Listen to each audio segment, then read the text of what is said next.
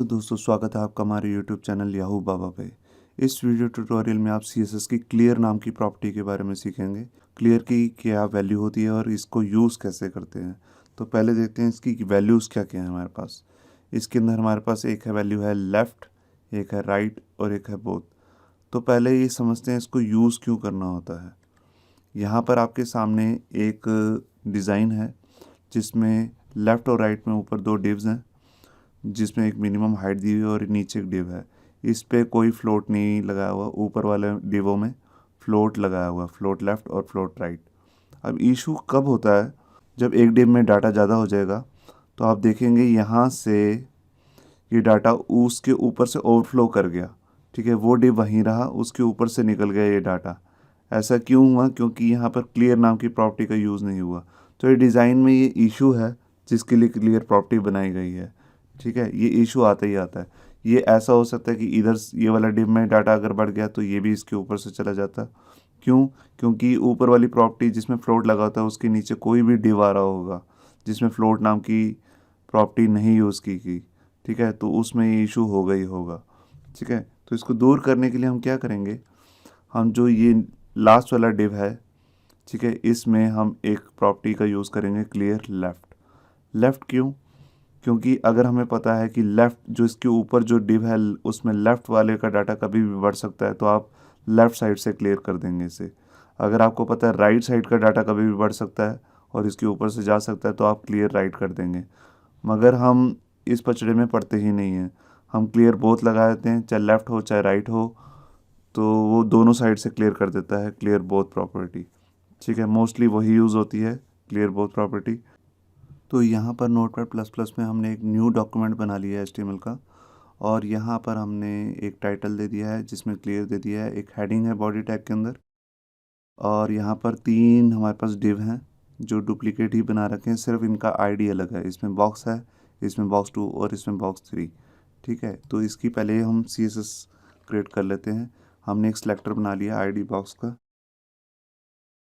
और ऐसे ही इसी का डुप्लीकेट कर लेते हैं कॉपी करके बॉक्स 2 के लिए और बॉक्स 3 के लिए। बस यहाँ पे जाके हमने नाम चेंज कर दिया। ठीक है, अब इसको एक विड्थ दे देते हैं, जैसे कि मान लो 400 पिक्सल।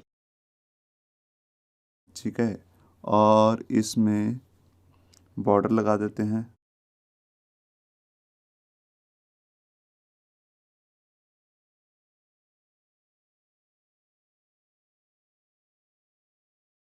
ठीक है, और यही सेम प्रॉपर्टी हम इसमें भी डाल देते हैं बॉक्स 2 में, और लास्ट वाले में ऐसा कुछ नहीं देते, इसमें सिर्फ बॉर्डर बॉर्डर की एक प्रॉपर्टी दे देते हैं। ठीक है, अब इसको हम पहले सेव कर लेते हैं। यहाँ पर फाइल को सेव करते समय मैंने इसको नाम दे दिया clear.html।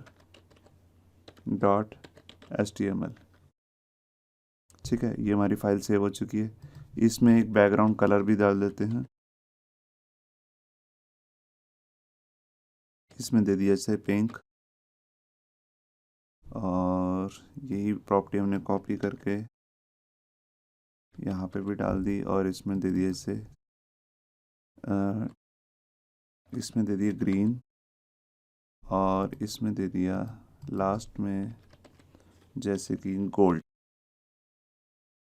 गोल्ड कलर दे दिया। अब इसको हम पहले देखते हैं कि दिख कैसे रहा है।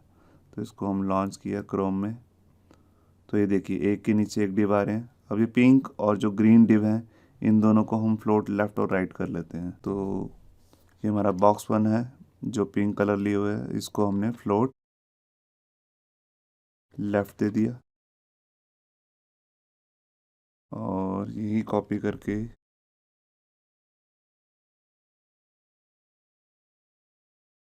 यहाँ पे फ्लोट राइट कर दिया। मैं आया और पेज को मैंने रिफ़्रेश किया, ये देखिए अब क्या हुआ कि फ्लोट लेफ़्ट और फ्लोट राइट तो इसको दिया था, मगर ये डिव इसके पीछे चला गया। क्यों चला गया? क्योंकि इस पर क्लियर नाम की प्रॉपर्टी नहीं लगी हुई। ठीक है, तो ये इशू होता है जब हम ऐसे करते हैं।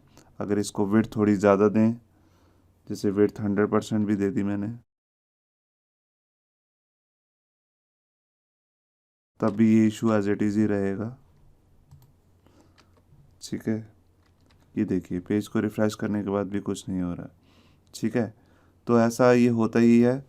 ये ऐसा तब होता है जब हम फ्लोट नाम की प्रॉपर्टी यूज़ करते हैं और उसके नीचे कोई डिव या कोई और चीज़ ऑब्जेक्ट है जो बॉक्स मॉडल में ही है, मगर उस पे हमने फ्लोट नाम की प्रॉपर्टी नहीं लगाई है, तब वो डिव का डाटा उसके पीछे छिप जाता है जो ऊपर वाले फ्लोट वाले आ रहे हैं। ठीक है, तो इसको नीचे करने के लिए हमारे पास जो प्रॉपर्टी होती है वो होती है क्लियर।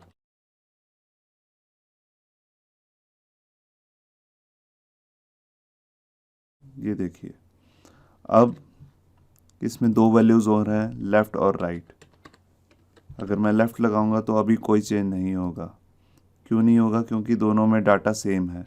तो मैं पहले ही जाके यहाँ पे थोड़ा डाटा बढ़ा देता हूँ। ठीक है, ये देखिए इसका डाटा बढ़ रहा है और हमने फ्लोट यहाँ से क्लियर इस नीचे वाले डिव को बॉक्स 3 को हमने क्लियर लेफ़्ट कर रखा, तो इधर से प्रॉपर क्लियर हो रहा है। ठीक है, अगर यहाँ पे मैं डाटा बढ़ा दूँ तो वो इसके ऊपर से चला जाएगा क्योंकि हमने उसको क्लियर राइट नहीं किया। अभी मैं आपको दिखाता हूँ। बॉक्स 2 में भी मैंने 3-4 लाइन डुप्लिकेट्स कर दी और यहाँ के पेज को रिफ़्रेश किया।